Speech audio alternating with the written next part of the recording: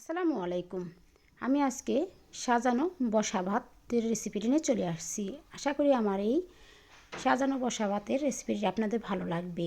তো আমি কিভাবে এই বাসায় সাজানো বসা ভাতটা তৈরি করি সেটাই শেয়ার করছি। আশা করি আমার এই রেসিপিটি আপনাদের ভালো লাগবে। তো চলুন কিভাবে এই রেসিপিটি তৈরি করি।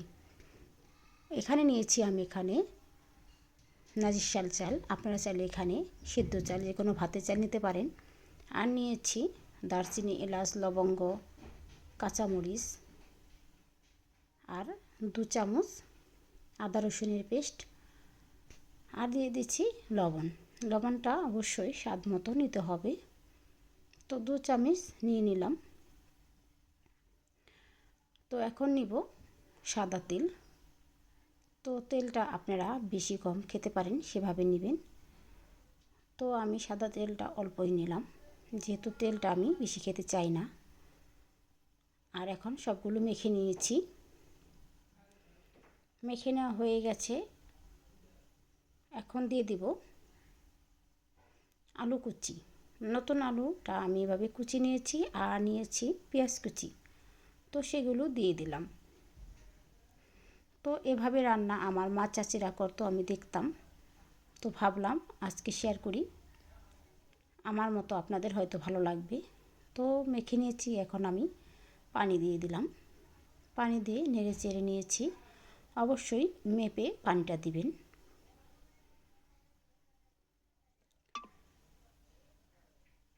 তো এখন চুলাটা আমি আঁচ দিয়ে বসিয়ে দিয়েছি।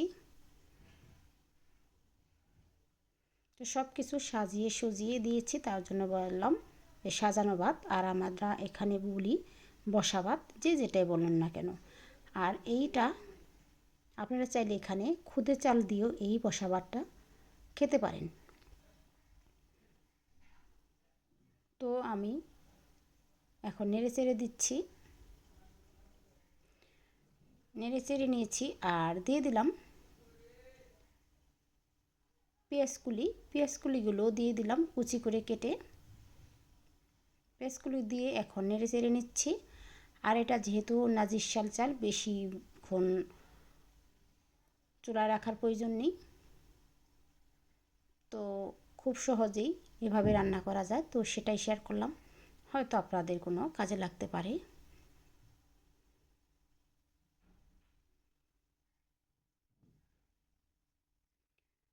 তো দেখতে পাচ্ছেন কেমন হয়েছে। প্রায় আমার সাজানো ভাতটা হয়ে গেছে। এখন দিয়ে দিলাম ধনিয়া পাতা কুচি। ধনিয়া পাতা কুচিটা দিয়ে আর একটু নেড়ে চেড়ে মিশিয়ে নেব।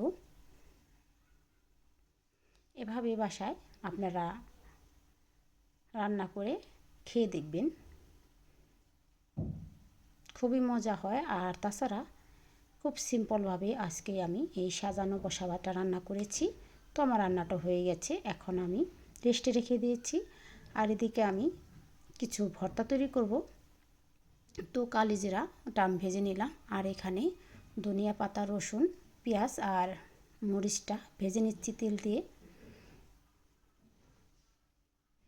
এভাবে ভর্তা করতে আমার অনেক ভালো লাগে। আর এখানে কিছু শুকনো মরিচও তেলের সাথে ভেজে নিচ্ছি।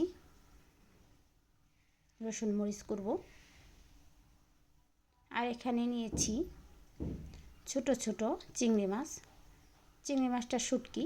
তো শুটকিটা আমি ভেজে নিচ্ছি তেল দিয়ে। হালকা তেল দিয়ে ভেজে নিলেই হবে।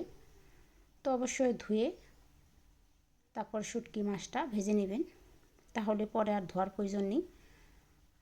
তো সব ভাজা হয়ে গেছে। এদিকে আমার ভাতটাও রেডি হয়ে গেছে, দেখতে পাচ্ছেন হয়ে গেছে। তো কেমন হয়েছে ভালো লাগলে অবশ্যই লাইক দিবেন। আর আমার ভর্তাটাও এদিকে বানিয়ে নিয়েছি। যদি ভালো লাগে আমার রেসিপিগুলো, আমার চ্যানেলের পাশে থাকতে পারেন। সবাইকে আমার ভিডিও দেখার আমন্ত্রণ রইল। ধন্যবাদ।